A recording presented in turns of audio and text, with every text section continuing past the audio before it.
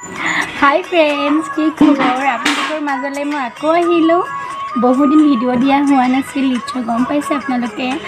তো আজি কাতি বিহু আৰু কাতি বিহু উপলক্ষে আপোনালোকক সকলোকে মোৰ ফালৰ পৰা কাতি বিহুৰ শুভেচ্ছা জ্ঞাপন কৰিলোঁ। আৰু মানে মই আজিৰ ভিডিঅ'টো আপোনালোকে দেখিবলৈ পাব। মই যোৱাকালি কেইটামান ফটোশ্বুট লৈছিলোঁ কাতি বিহুৰ অসমীয়া সাজত, বগা চাদৰ আৰু ৰঙা ব্লাউজ আৰু ৰঙা মেখেলা সাজত, আৰু লগত চাকি আছে, ধানৰ মাজত উঠা কেইটামান ফটোশ্বুট আছে।